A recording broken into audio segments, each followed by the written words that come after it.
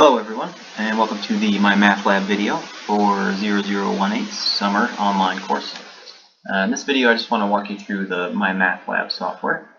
So when you log into Canvas, you'll see this link on the left hand side that says MyLab and Mastering. When you click on that, you'll go to this page. You'll see this yellow button that you want to click on.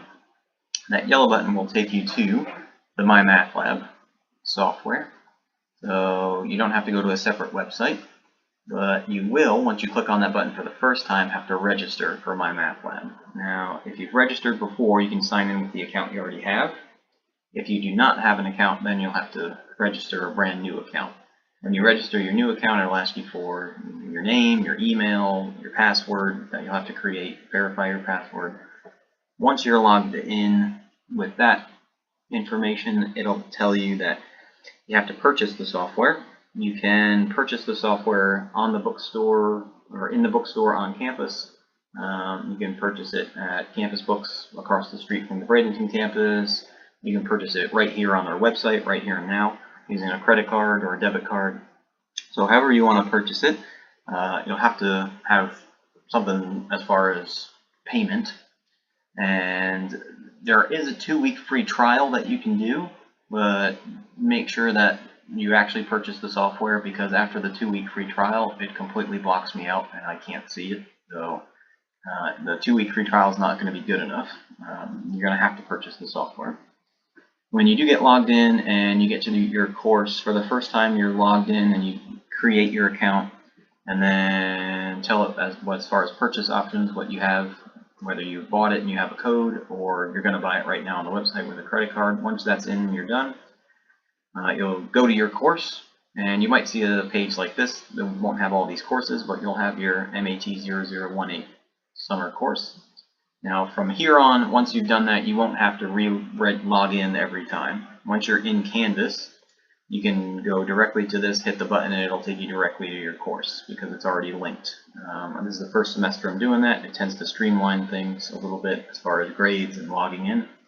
So hopefully that works out best for everyone. Now, once you're in MyLab, into the course, the main page will just give you like a calendar breakdown and tell you what to do and how soon it's due. The only thing that you're required is what's under the homework tab on MyLab. When you click on the homework tab, these are all the assignments that you have to do as far as homework is concerned. This is basically 50% of your grade, everything from homework. Now, this isn't all of them. These are only the ones that are due on the 1st, this Sunday at 11 p.m. So you can see the due dates there. You can see all the sections that are required for you to complete by that Sunday at 11 p.m.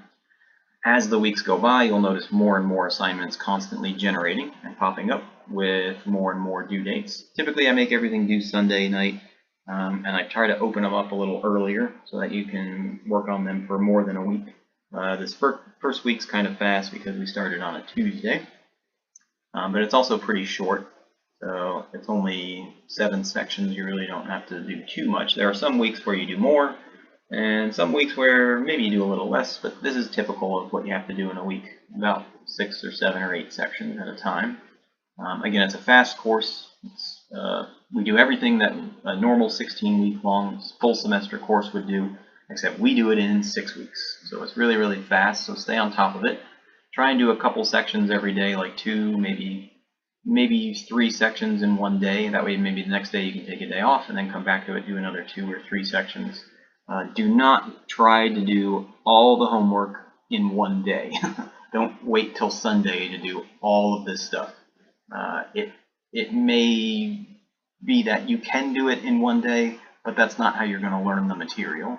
And when you get to the final exam and you have to pass that, you're not going to be able to just, study in one day and then pass it the next day. It's always better to do a little bit each day than to try and do it all at once in like a marathon, right?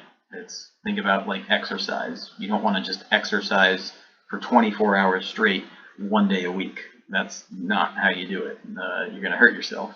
So same thing, spread it out. Do a couple hours here, do a couple hours there. So when you go through the homework, you'll notice that as you go through the homework, you have lots of nice features as far as like the videos and there are things on there that are useful for helping you solve problems and walking you through examples. So there's lots of nice things that you pay for. You're not just doing homework for $100. You're getting lots of nice stuff. One of the nice things is what's under the quizzes and tests tab. Now this is not required. You do not have to do this. It does not count for a grade. You have an infinite number of attempts.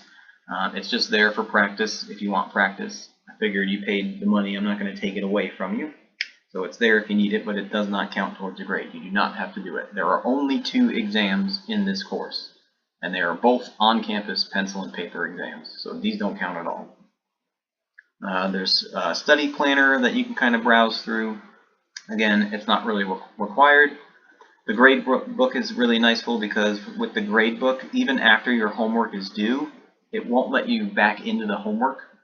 When you try and go to the homework and click on it to review it, you can't. It'll say, this says past the due date, you can't change your score.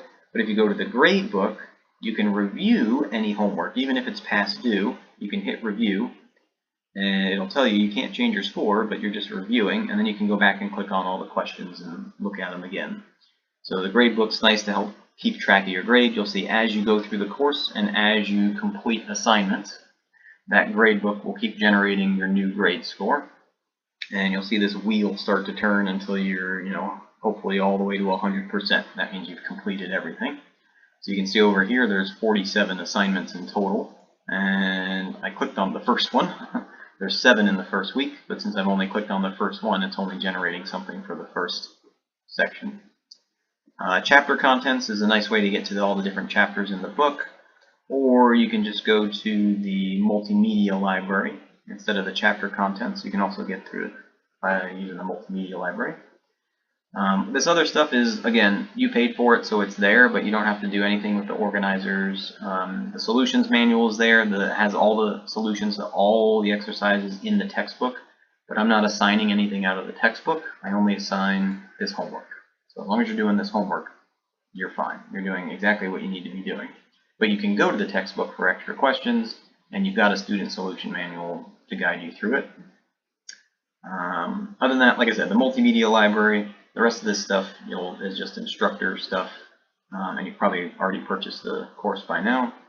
The multimedia library is a nice way to get to the videos. If you want the textbook, there's multimedia textbook. If you want the section video lectures, this is the author. She stands in front of a whiteboard and she explains all the concepts.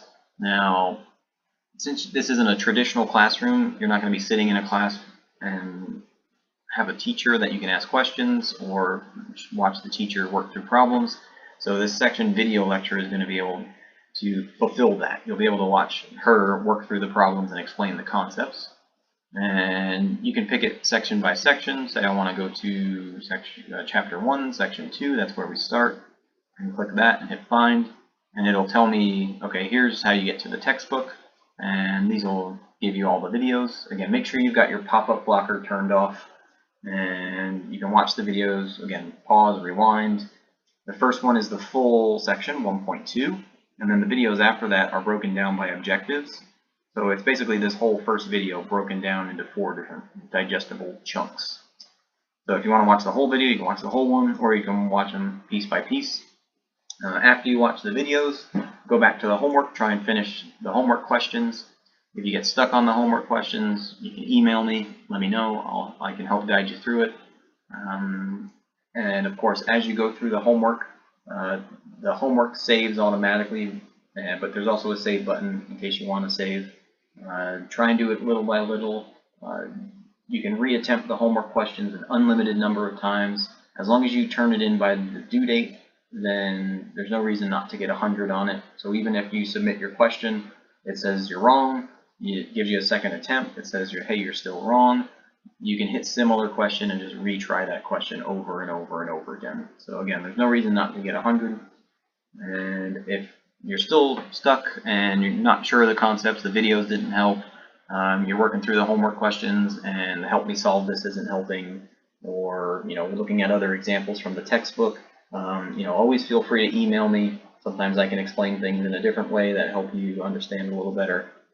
Or a really great resource is to go to the Academic Resource Center. There's the ARC, as they call it, is on all 3 campuses. Just to show you real quick, if you go to the main page and go to Student Services and click on Academic Resource Center, that'll take you to their page and it'll tell you their hours. Of course, it'll tell you they're closed July 4th. If we click on Bradenton, there's their hours. It's free tutoring. You just walk in and you say, hey, I need help with math, and someone helps you with math. And you can use that as much as you want. Your tuition pays for it. It's free. Take advantage of it. And like I said, it's on all 3 campuses. So if you're closer to Venice, you can go to Venice. If you're closer to Lakewood Ranch, you can go to Lakewood Ranch. Just check their hours, and it's the best way to get help, because you don't, like I said, you don't really have a teacher. You're not sitting in a classroom with a teacher, so you don't get that feedback from asking questions. But when you go to the ARC, you're sitting with a tutor. You can ask questions and get instant feedback, and they can help you. Those guys are great. So make sure you're taking advantage of that Academic Resource Center. That'll be helpful to you, not just in this course, but for all your other courses as well. All the rest of your math, even science, reading, writing, all that stuff. So again, when you get on the MyMathLab and you register and you pay for the software, once you're in, click on that homework tab. Make sure you start working on some of the homework. Again, look for the videos in the multimedia library. Watch those videos. They will help you get through it. You can even go through the textbook. Yes, it is a math book, but there is still readable content in there. So you can look through, and some of the examples are written out very nicely. You can follow the examples, and hopefully that'll help. If the videos aren't helping, maybe you're more of a hey, I have to write it out myself kind of learner. Other people are very much an audible learner, meaning they can just put their headphones on and listen to the author lecture. Other people are very visual learners. They need to see someone do it, so maybe the videos are better for that person. Again, you got to kind of find your style, because it is a math course. It is an online course that comes with its own difficulties. And it's also 6 weeks, so it's very, very quick. So you've got to put a lot of effort in, and you got to put it in fast so that you can get a lot out of it, because it's going to fly by. So again, if you have any questions, please feel free to email me. I will answer them. I'll be here on campus all summer, so I'll try and answer them as quickly as I can. Usually within 24 hours, I can get you guys an answer. Even on the weekends, I check my email and I try and answer as quickly as possible. So don't be afraid to talk to me. Let me know if you have any questions, and hopefully you have fun in this course and you're successful and you enjoy it. Thank you very much, and hopefully see you soon.